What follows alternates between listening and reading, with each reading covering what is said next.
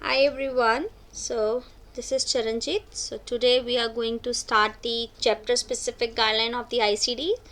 We have total 22 chapters in our ICD manuals and our chapter divided based on the body system as well as type of the condition. So there are some chapters which is representing a specific type of a disease. However, there are few chapters which is representing a specific type body system disease which is covering into the particular body system. Like for a CKD we have a codes from NCDs, for genitourinary we have a codes from NCDs, and very first chapter we have a based on the type of a disease.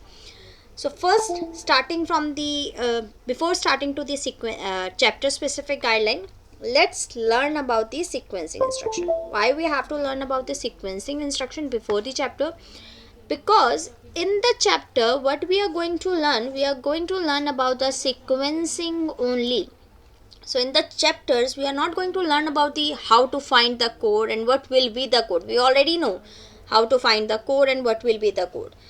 But what will be our primary diagnosis and what will be our secondary diagnosis on a particular scenario, that will be covered under these 22 chapters. So in these chapters we are just going to learn about the sequencing instruction.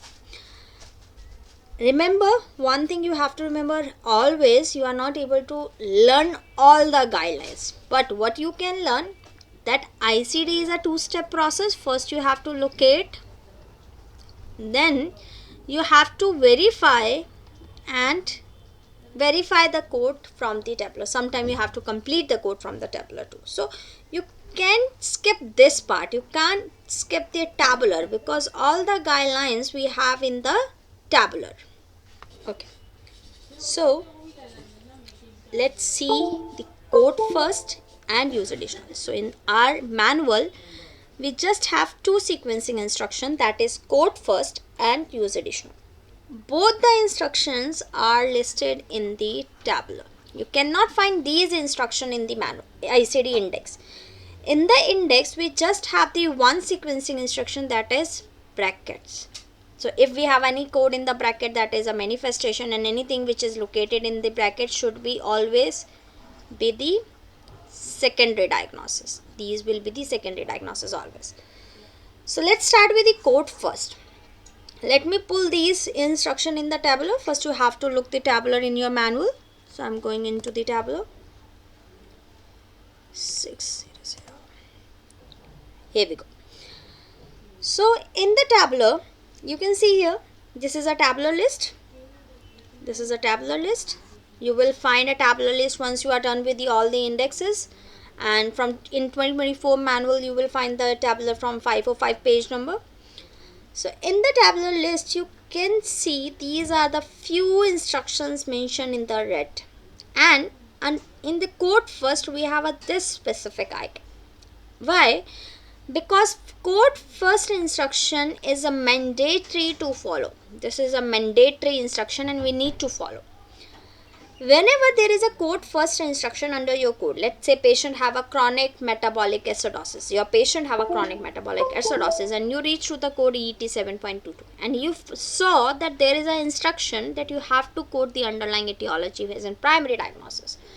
So you cannot use E8722 as a primary diagnosis. Why? Because you have this instruction. So you have to code underlying etiology. Maybe it was a obesity, and whatever the etiology of the metabolic acidosis, you have to code that etiology as a primary diagnosis. So whenever there is an instruction under your code, there is a code first instruction under your code, that means you have to use another code as a primary. First means as a primary diagnosis, and this code will never be a primary diagnosis. This will be your secondary diagnosis only. It will never be a PDX. In the same way, we have an instruction use additional.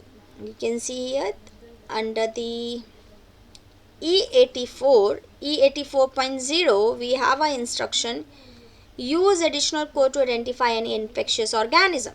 E84.0 is for cystic fibrosis with a pulmonary manifestation.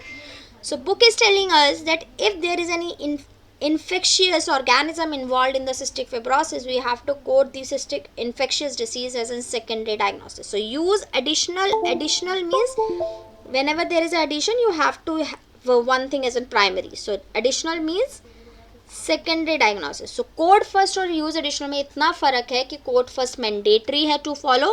Code first का मतलब होता है कि आपको अपने code से पहले एक कोड लेना है, और यूज एडिशनल का मतलब होता है कि आपको अपने कोड के बाद एक कोड लेना है. और ये दोनों sequencing instruction we have to follow in all the cases. Code first is a mandatory. However, use additional is an optional based on the documentation. Let's say patient have a cystic fibrosis with a pulmonary manifestation. However, he does not have any infection. So in this case, you are not going to use any infection code because it does not have a documentation of any infection in the documentation. So use additional is optional. But if there is a documentation, it will tell you the sequencing, that what will be your primary diagnosis and what will be your secondary diagnosis.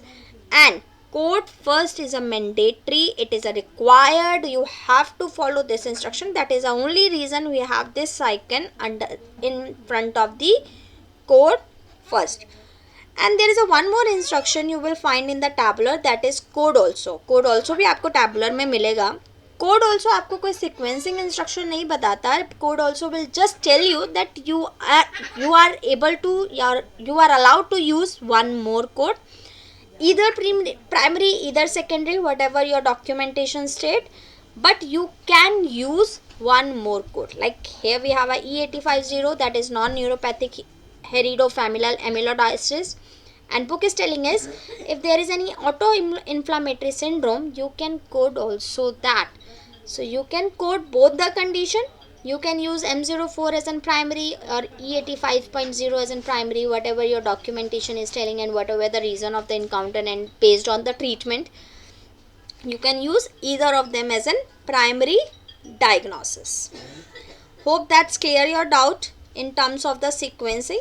So let's take there are few more examples. You can go through with these codes in your manual, in your as an examples, and find out whether you are still able to understand code first or use additional or not. And these two instructions may help you to clear your examination. So these two instructions is very necessary to remember and very necessary to understand too.